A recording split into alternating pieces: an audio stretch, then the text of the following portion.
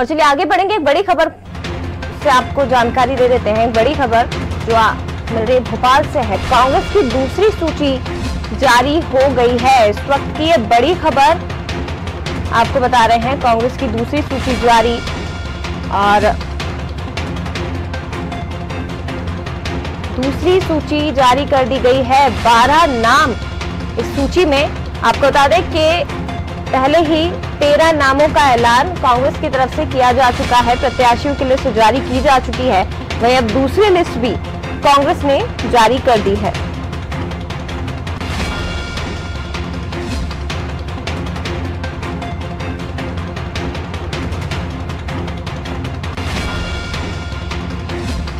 इस वक्त की बड़ी खबर आपको बता रहे हैं। तो आपको बता दें कि पहली लिस्ट में कांग्रेस की सावेर, हाट पिपलिया, डिमनी, भांडेर, इसके साथ ही बमोरी, पोहरी, आगर मालवा, आगर, ग्वालियर, अंबा, सुमावली, डबरा, जौरा और करेरा ये सीट है जहां पर कांग्रेस पहले ही अपने प्रत्याशी जारी कर चुकी है। नाम पहले ही उजागर कर चुकी है, लेकिन अब दूसरी प्रत्याशियों की सूची भी कांग्रेस ने जारी कर दी है।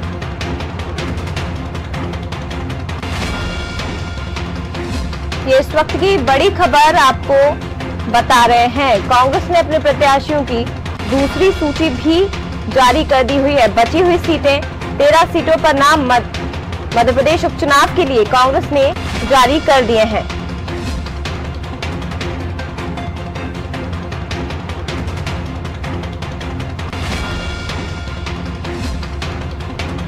तो बड़ी खबर इस वक्त की भोपाल से आपको बता रहे हैं, जहां कांग्रेस ने अपनी दूसरी सूची भी जारी कर दी है।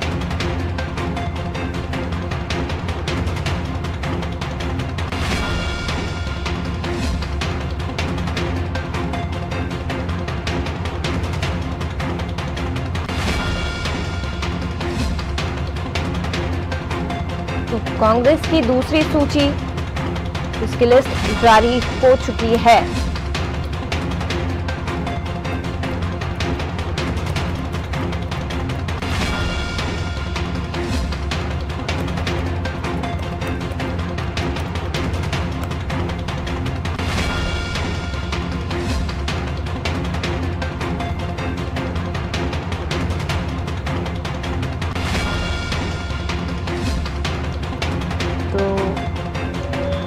आपको बता दें कि हाल ही में कमलनाथ पूर्व मुख्यमंत्री दिल्ली गए थे और दिल्ली रवाना होने से पहले उन्होंने बात कही थी कि 1-2 दिन के अंदर दूसरी सूची भी जारी हो जाएगी और अब प्रत्याशियों की दूसरी लिस्ट जारी हो गई है। ये देखिए तस्वीरें आपको दिखा रहे हैं। पंकज उपाध्याय जौरा से, इसके साथ ही अनादि टीवी की खबर पर एक बार फिर से मोहर लगी है और लिस्ट जारी हो गई है। सतीश सिकरवार, उन्हें भी इस सूची में जगह दी गई है। दूसरी सूची में कांग्रेस ने अपना प्रत्याशी बनाया है। पोहरी से हरिवल्लभ शुक्ला और इसी के साथ अजब सिंह सुमावली से फोन लाइन पर जुड़ गए हैं। पॉलिटिकल एडिटर प्रभु पटेरिया जी फोन लाइन पर हमारे साथ ज्यादा जानकारी के लिए जुड़ गए हैं। सर, सबसे पहले तो इस लिस्ट पर आपकी प्रतिक्रिया चाहेंगे। किस तरह से आप इस लिस्ट को देखते हैं जो दूसरी सूची जारी हुई 13 सीटों पर? देखिए, कांग्रेस जिस तरीके से चुनाव लड़ने की तैयारी कर रही है और एक तो मुद्दा वो छिड़ रही थी पहले गद्दार वाला, भारतीय जनता पार्टी में जो उसके 25 लोग छोड़कर चले गए, वो गद्दार उनको कह रही थी। तो जो कांग्रेस की जो यदि पहली सूची देखें और अब ये दूसरी सूची देखें तो वो जो गद्दार का जो मुद्दा है कांग्रेस के हाथ से वो बिल्कुल फिसलता हुआ दिखाई दे रहा है। कांग्रेस ने जीतने वाले उम्मीदवारों पर दांव खेलने की कोशिश की है।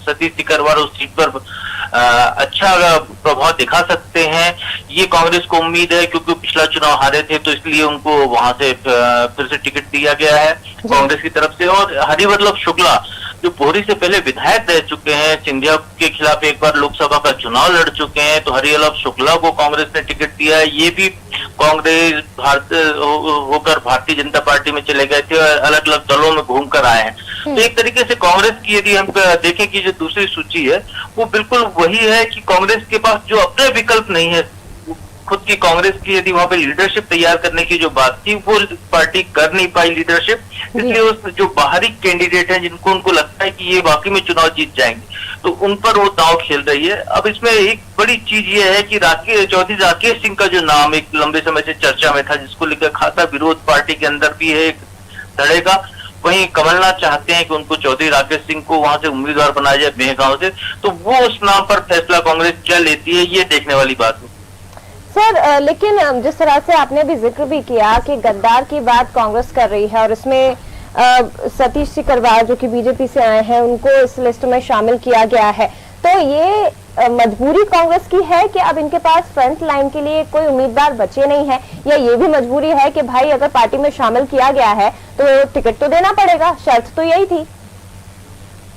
नहीं, देखिए क्या है, इसमें पहली बात ज्यादा सटीक दिखती है कि कांग्रेस के पास अपनी कोई लीडरशिप नहीं है वहां पर जो चुनाव लड़के टक्कर दे सके, क्योंकि कांग्रेस के जो कई सालों से कुछ लोग 15 साल से जुड़े होंगे, कुछ 20 साल से जुड़े होंगे, कुछ लोग 10 साल 5 साल से, जिन लोगों को तैयार किया था उस क्षेत्र में, जो लीडरशिप तैयार हुई थी, वो जो चुनाव जीते पिछला 2018 का विधानसभा चुनाव, वो सब छोड़कर भारतीय जनता पार्टी में चले गए। उनके साथ कांग्रेस की बड़ी तादाद में कार्यकर्ता भी भारतीय जनता पार्टी में चले गए। जैसा भारतीय जनता पार्टी ने ग्वालियर का जो 3 दिन का उन्होंने शो किया था, उसमें करीब 70,000 कांग्रेस कार्यकर्ताओं के शामिल होने का दावा किया था।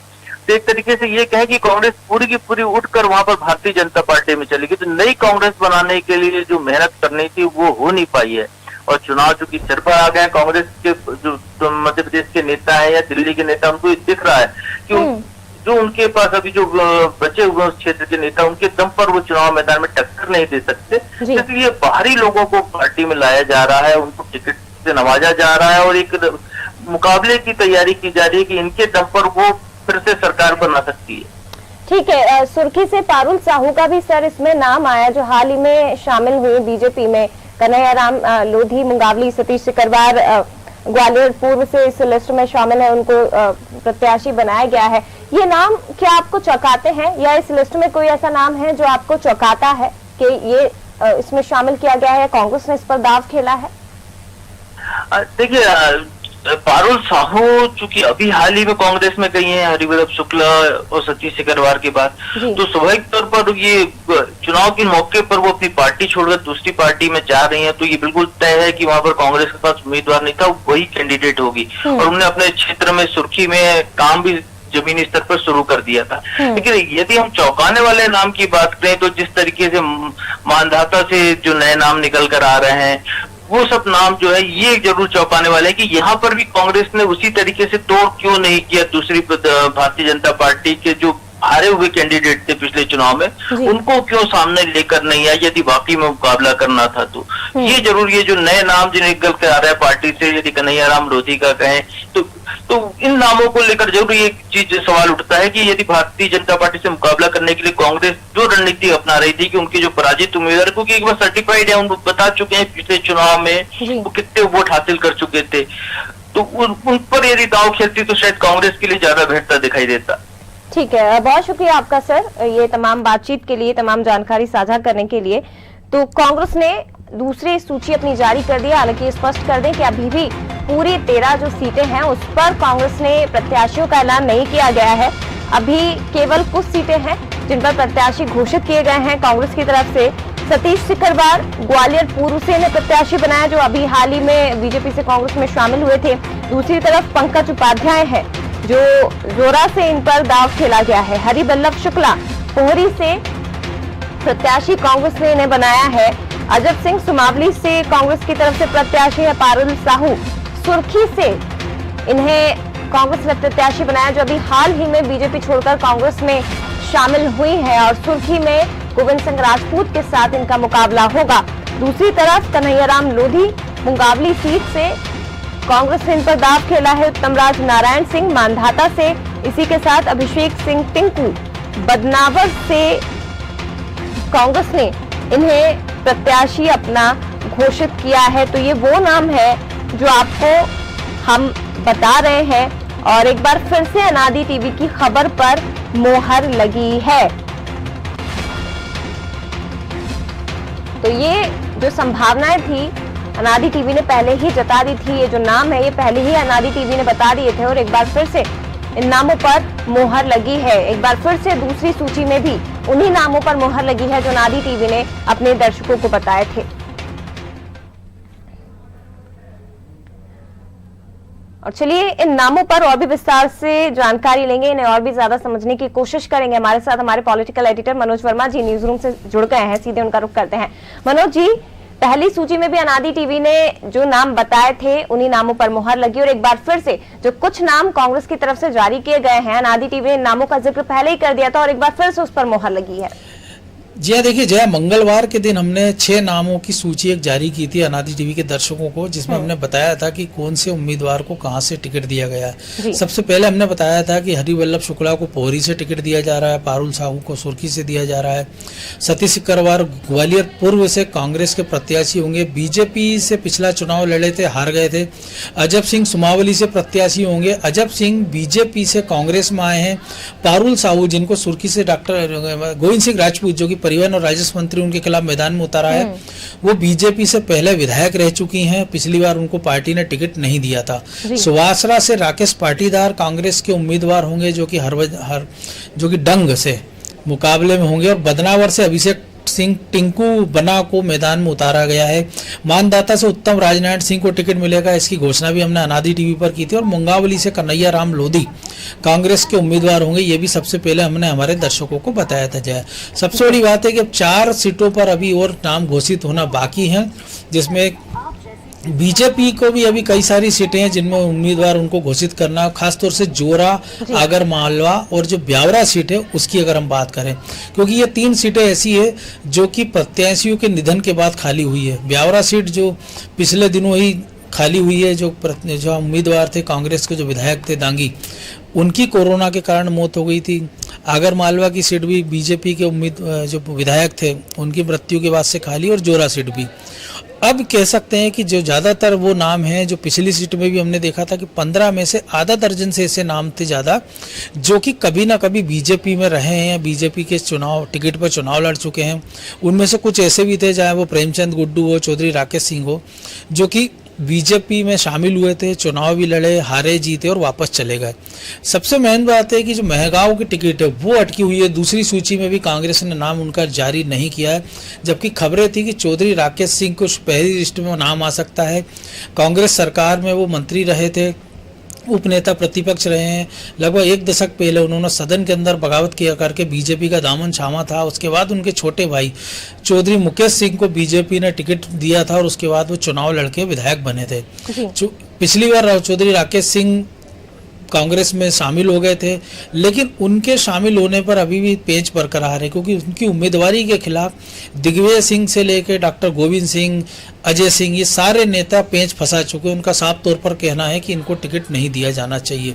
वहीं दूसरी ओर चौधरी राकेश सिंह लगातार हमलावर रहे हैं, चाहे वो अजय सिंह हो, डॉक्टर गोविंद सिंह हो, दिग्विजय सिंह हो, उनके खिलाफ उन्होंने हमलावर रुख अपनाया और वो ये कह रहे हैं कि उनको मुख्यमंत्री, जो पूर्व मुख्यमंत्री और कांग्रेस अध्यक्ष कमलनाथ, उन्होंने कह दिया है कि आप ही उम्मीदवार होंगे, लेकिन इस सूची में उनका नाम नहीं आना, ये बताता है कि कहीं ना कहीं अभी पेच फंसा हुआ है। ब्यावरा सीट की बात करें, हजारीलाल दांगी की जो निधन से खाली हुई है, वहाँ दिग्विजय सिंह की पसंद के उम्मीदवार को खड़ा किया जाएगा। इसके साथ ही जो 4 सीटें रह गई, जो 2 का जो हमने जिक्र किया है, तो इन पर अभी पेच फंसा हुआ है। बीजेपी की बात करें तो बीजेपी से 22 तो वो लोग तय उम्मीदवार थे जिन्होंने कांग्रेस से बगावत की थी। इसके बाद जो 3 लोगों ने पार्टी छोड़ी है, चाहे वो बड़ा मल्हारा सीट के प्रद्युम्न लोधी हों जिनको कैबिनेट मंत्री का दर्जा दिया गया है, या नेपानगर और मानधाता सीट है जहां से लोकेन सिंह ने इस्तीफा दिया था जी। तो इन सीटों के अलावा बीजेपी को उम्मीदवार तय करना है आगर मालवा में, इसके साथ ही जोरा में और ब्यावरा में। तो कह सकते हैं कि अब बराबरी का लगभग मुकाबला हो गया है।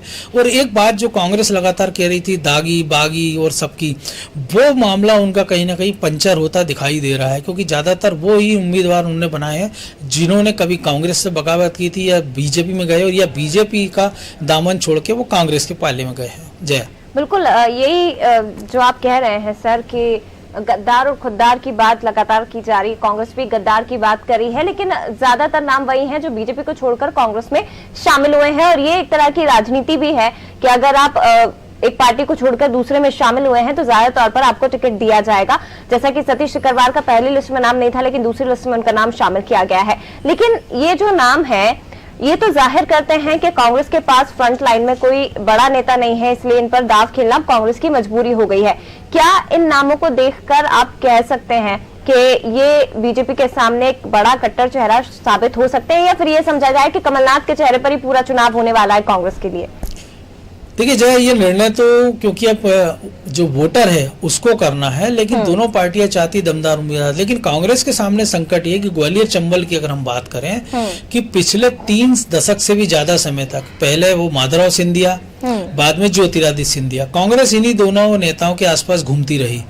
तो पूरा जो संगठन था वो इन्हीं का तैयार हुआ था, इन्हीं के लोग थे। हम देखें कि जो बगावत हुई थी उनमें से 16 लोग इसी क्षेत्र से आते हैं, उनमें से ज्यादातर मंत्री बना दिए गए। वहां पर पूरा जो एक ढांचा था कांग्रेस का वो खत्म हो गया। उनके जो पदाधिकारी थे विधायकों के साथ साथ, मंत्रियों के साथ साथ, वो बीजेपी में शामिल हो गए ज्योतिरादित्य सिंधिया के साथ। हमने देखा था कि इसी महीने की शुरुआत में बीजेपी ने बड़े आयोजन किए थे 3 दिन तक और दावा किया था कि 76,000 से ज्यादा कांग्रेस के कार्यकर्ताओं ने कांग्रेस छोड़ के बीजेपी का दामन थामा है। तो कांग्रेस के सामने मजबूरी ये थी कि उनके पास सेकंड लाइन की लीडरशिप में कोई नेता बचा नहीं था। तो ज्यादातर हम देखें कि सतीश सिंह सिकरवार, उनके पिता बीजेपी में रहे हैं, समाजवादी पार्टी में रहे, बसपा में रहे हैं। उनके भाई नीटू, सतपाल सिंह सिकरवार नीटू, मुरैना जिले से पिछली बार विधायक थे। 2018 के चुनाव में उन्होंने अपना टिकट चेक कहते हुए छोड़ दिया था कि मेरी जगह मेरे बड़े भाई सतीश सिकरवार को ग्वालियर पूर्व से टिकट दे दिया जाए। सतीश सिकरवार 20,000 से भी ज्यादा वोटों से चुनाव हार गए। वहां कोई उम्मीदवार था नहीं। उनको लगा कि जब कांग्रेस के उम्मीदवार बीजेपी में आ गए हैं तो उनका भविष्य नहीं है, तो वो पिछले दिनों कमलनाथ के सामने कांग्रेस में शामिल हो गए। पारुल साहू की बात करें, कुछ 100 मतों से वो जीती थी गोविंद सिंह राजपूत के खिलाफ 2013 में। 2018 में एंटी इनकम्बेंसी के चलते पार्टी ने उनका टिकट काट दिया था। उनके पास कोई विकल्प नहीं था। उनके पहले पार्टी ने वहां से सुधीर यादव, जो कि सागर के सांसद रहे, लक्ष्मण यादव, उनके बेटे को टिकट दिया था, लेकिन गोविंद सिंह ने उनको हरा दिया था। प्रेमचंद गुड्डू की बात करें, प्रेमचंद गुड्डू के बेटे बीजेपी में आए, चुनाव हार गए। प्रेमचंद गुड्डू को पार्टी ने सावेर से चुनाव लड़वा रहा है। ऐसे कई सारे नाम है। चौधरी राकेश सिंह का जैसे हमने पहले जिक्र किया। तो कांग्रेस के सामने भी दिक्कत है। अगर हम बात करें केएल अग्रवाल को जो उम्मीदवार बनाया गया है उन्होंने बमोरी से, केएल अग्रवाल जो है शिवराज सिंह सरकार में मंत्री रहे हैं। उनका जब टिकट काटा गया 2018 में, उन्होंने बगावत की। उनकी बगावत के कारण ये हुआ कि बीजेपी उम्मीदवार की हार हुई और कांग्रेस ने सीट जीती। महेंद्र सिंह सिसोदिया अब चूंकि सिंधिया के साथ साथ बीजेपी में शामिल हो गए हैं, तो ऐसे में कांग्रेस के टिकट पर वो मैदान में डट गए हैं। तो कांग्रेस ने उन चेहरों पर दाव लगाया है जो कि या तो निर्दलीय लड़े या बीजेपी से लड़े, और उन्होंने अच्छी खासी संख्या में वोट जुटाए हैं। तो कांग्रेस को ये उम्मीद है कि इनका व्यक्तिगत कुछ वोट बैंक होगा, कुछ कांग्रेस का वोट बैंक होगा, और कुछ एंटी इनकम्बेंसी होगी या कुछ नाराजगी ऐसी होगी कि उन उम्मीदवारों के खिलाफ जो कि कांग्रेस से बगावत करके गए कि वोटरों ने उनको कांग्रेस को उम्मीदवारी के तौर पर जिताया था और बाद में उन्होंने पार्टी का दामन छोड़ा और बीजेपी में चले गए। तो इन उम्मीदों के साथ पार्टी ने इन लोगों को मैदान में उतारने की कोशिश की है। बिल्कुल मनोज जी, एक सवाल और सर मैं आपसे जानना चाहूंगी। जो कुछ नामों की लिस्ट अभी आई है, 9 नाम, क्या इन नामों को देखकर कौन कौन सी ऐसी सीटें हैं जहां पर आपको लगता है कि बगावती सुर उठ सकते हैं? हालांकि ये तो बहुत अंतिम चेहरे थे जो कांग्रेस ने जिन पर दाव लगाया है। एक सवाल ये भी है कि ये जो बाकी 4 से 5 सीटें बची हुई हैं, क्या इन पर थोड़ी मशक्कत कांग्रेस को करनी पड़ रही है कि दूसरी सूची में उनके नामों का ऐलान नहीं किया गया? देखिए, जैसे मैंने पहले कहा था जया कि जो चौधरी राकेश सिंह है उनका मामला उलझा हुआ है। कमलनाथ चाहते हैं कि वो एक दमदार उम्मीदवार हैं, लेकिन पार्टी के बाकी नेता, खासतौर से दिग्विजय सिंह, अजय सिंह और डॉक्टर गोविंद सिंह नहीं चाहते हैं उनको टिकट मिले। जहां तक बाकी नामों की आप बात करें तो आप देखिए, सुर्खी की बात करें, पारुल साहू बीजेपी से आई हैं, अजब सिंह कुशवाहा सुमावली से उम्मीदवार बनाए गए, वो बीजेपी से आए हुए हैं। हरिवल्लभ शुक्ला पोहरी से जिनको उम्मीदवार बनाया है वो बीजेपी से आए हैं। तो इस पूरी सूची में आप कह सकते हैं कि आयातित उम्मीदवारों पर ज्यादा जोर दिया गया। कुछ एक नाम है पंकज उपाध्याय। पहले खबर थी कि बनवारी लाल शर्मा जो कि कांग्रेस के नेता थे, वो कमलनाथ के भी खास माने जाते थे, ज्योतिरादित्य सिंधिया की भी। उनका निधन हो गया था, उसके बाद उम्मीद थी कि उनके बेटे को शायद टिकट मिलेगा, लेकिन पार्टी ने यहाँ से दूसरे ब्राह्मण चेहरे को मैदान में उतारा है। तो कांग्रेस के सामने, जैसे मैंने पहले कहा कि ज्यादातर उनके बड़े लीडर कांग्रेस के, जिन्होंने 3-3, 4-4, 5-5 चुनाव लड़े कांग्रेस से, और वो अचानक से बीजेपी में चले गए। तो वहां जो पूरा एक संगठन था वो पूरा कोलैप्स हो गया। तो कांग्रेस के सामने ज्यादा कोई ऑप्शन बचा नहीं था। तो यही था कि या तो वो किसी छोटे कार्यकर्ता को टिकट दे देते, लेकिन ये चुनाव क्योंकि वो प्रयोग का नहीं है, क्योंकि कांग्रेस ये कह रही है कि वो सारी की सारी सीटें जीतकर फिर से सरकार बनाएंगे। कांग्रेस को अपनी सरकार बनाने के लिए सारी 28 सीटें जीतना पड़ेंगी, बीजेपी को 9 सीटों से भी काम चल जाएगा।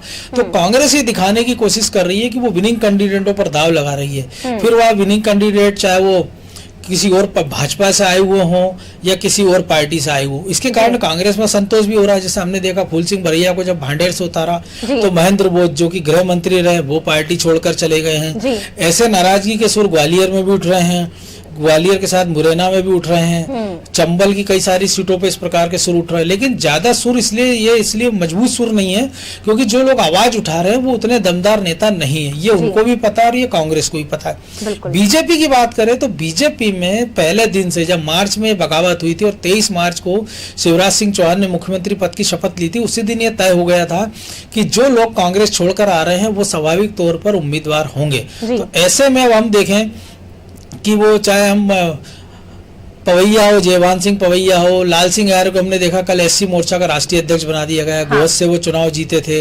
ऐसे कई सारे नेताओं को एडजस्ट करने की कोशिश की गई है। कुछ दावेदार थे तो उनको हमने देखा है कि जो बीडी शर्मा की टीम है उसमें महामंत्री बना दिया गया है। तो बीजेपी ने अपने स्तर पर कोशिश की और जो कुछ नाराज नेता अब बचे हैं तो उनको ये कहा गया है कि चुनाव के बाद निगम मंडलों में जो नियुक्तियां होगी उनमें उनका ध्यान रखा जाएगा। तो अब स्वाभाविक रूप से असंतोष के सुर ज्यादा कांग्रेस में है। बिल्कुल असंतोष के सुर कांग्रेस में है, लेकिन ये जो 2 लिस्टें आई है सर, उसको देख के तो यही लगता है जब चुनाव के समय 2018 विधानसभा चुनाव के समय राहुल गांधी ने बयान दिया था कि बाहरियों को टिकट नहीं दिया जाएगा।